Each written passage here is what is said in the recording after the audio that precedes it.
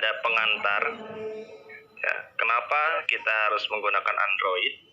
Pada saat ini perkembangan handphone, khususnya smartphone yang mendukung koneksi internet dan teknologi Android semakin berkembang pesat.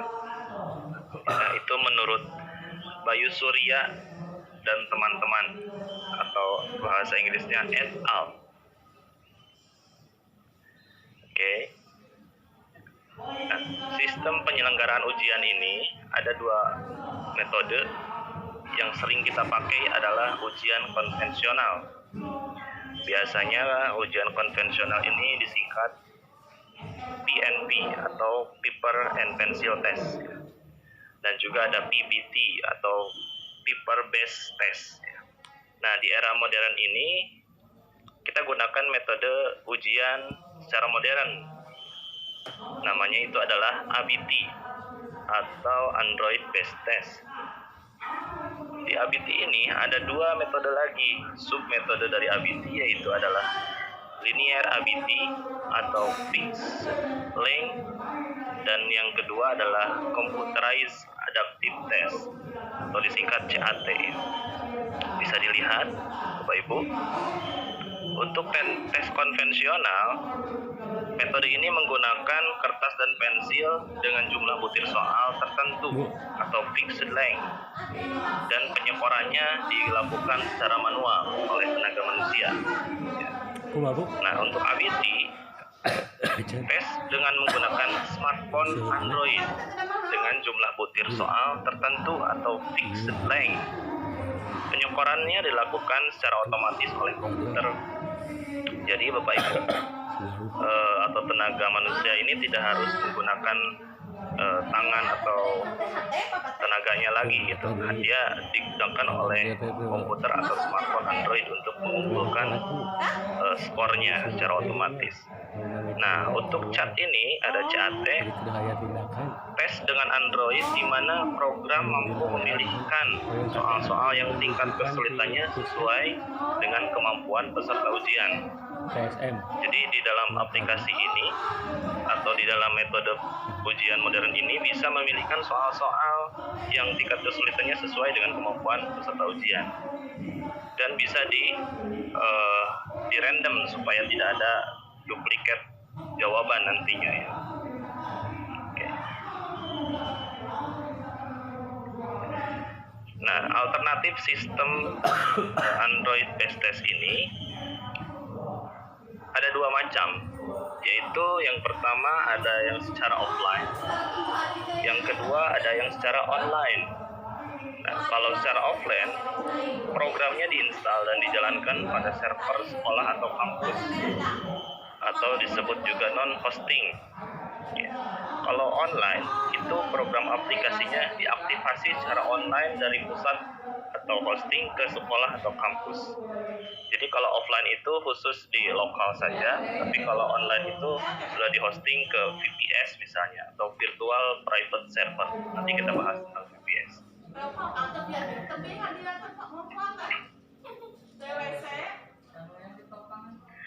Nah, ini mekanisme pelaksanaan ABT offline ya. Jadi ABT offline ini pertama bisa dilihat topologinya seperti apa. Nah, jadi tempat pelaksanaannya yang pertama, tempat pelaksanaannya harus menyediakan server lokal beserta aplikasi servernya, serta memasukkan soal beserta jawabannya ke dalam aplikasi server tersebut. Nah, itu dilakukannya oleh teknisi ya, di sekolah masing-masing atau di kampus masing-masing. Yang kedua, poin kedua, peserta tes mengakses tes secara offline ke server lokal menggunakan Android. Ya. Yang terakhir adalah hasil jawaban peserta dikirimkan secara offline atau upload hasil tes sesaat setelah tes berlangsung ke dalam server.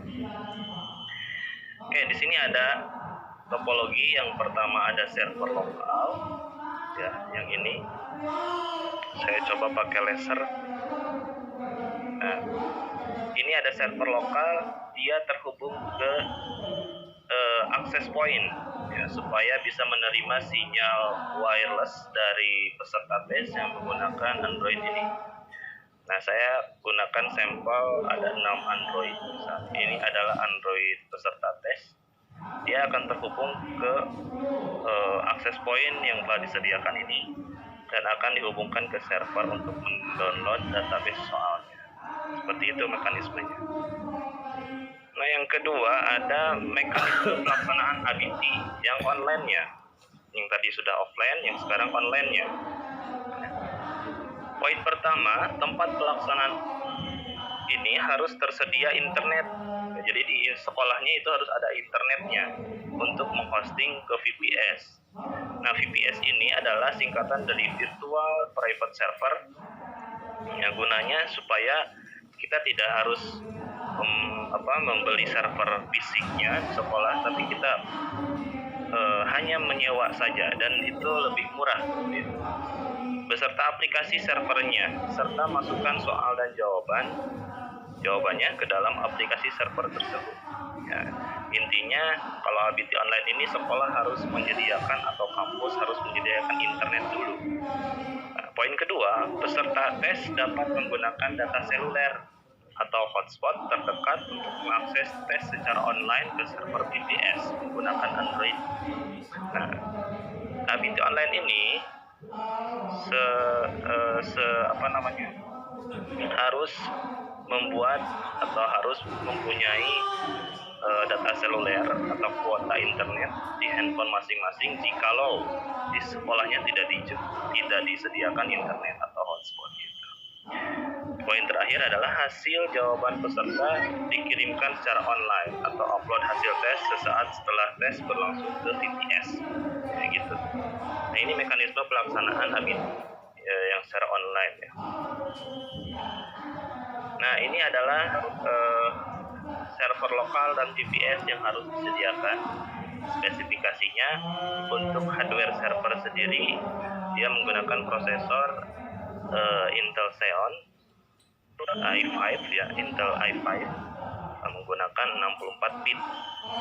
Nah, dia menggunakan teknologi SSD. Kenapa pakai SSD? Karena semakin banyak orang yang mengakses, semakin berat kinerja harddisknya atau servernya. Makanya saya menggunakan teknologi SSD. Nah, teknologi SSD ini jumlahnya adalah 128 GB. Nah, dengan kapasitas RAM minimalnya 4 GB. Dan jelas harus ada networking atau LAN, Wall Area Network. Biasanya menggunakan PCI Express untuk Ethernet card-nya. Nah, di segi software server sendiri, ini saya rekomendasikan untuk menggunakan Linux server ya, yang terbaru yaitu 1804 LTS dengan jumlah bit 64 bit. Nah, di server tersebut harus diakses atau dibuka dulu port 80-nya oleh yang dapat diakses oleh smartphone peserta. Terus harus diinstal aplikasi server ya, yaitu bisa menggunakan CMS atau framework. Yang pertama adalah Moodle, yang kedua FlyXAM, yang ketiga Woka, yang keempat Bismart, dan lain-lain. Masih banyak, tapi yang saya rekomendasikan hanya 4 ini karena ini sudah terbiasa digunakan. Ya, di sini ada smartphone peserta. Nah, spesifikasi untuk smartphone peserta juga harus diperhatikan. Yang pertama dari segi hardware-nya, ya, ada prosesor, ada RAM, dan ada networking. Itu minimal harus sesuai dengan apa yang saya jelaskan ini. Pertama, prosesornya minimalnya harus 2 core. Minimalnya harus 2 core. RAM-nya itu ada 512 MB. Ya, jelas harus ada networking atau WiFi. Ya. Nah, di sini ada software. Softwarenya Android-nya minimal harus 4.3 atau disebut Jelly Bean sampai yang terbaru sekarang itu Oreo 8.1. Ya. Terinstall Exam browser. Contoh pertama FlyXAM atau Woka browser dan lain-lain. Ya, itu softwarenya. Nah, kita next. Nah, ini ada alur proses pelaksanaan ABT offline dan online. Jadi di sini dibagi ke empat alur. Ada pra-ujian, ada pelaksanaan ujian, ada pasca pelaksanaan ujian, dan ada akhir ujian.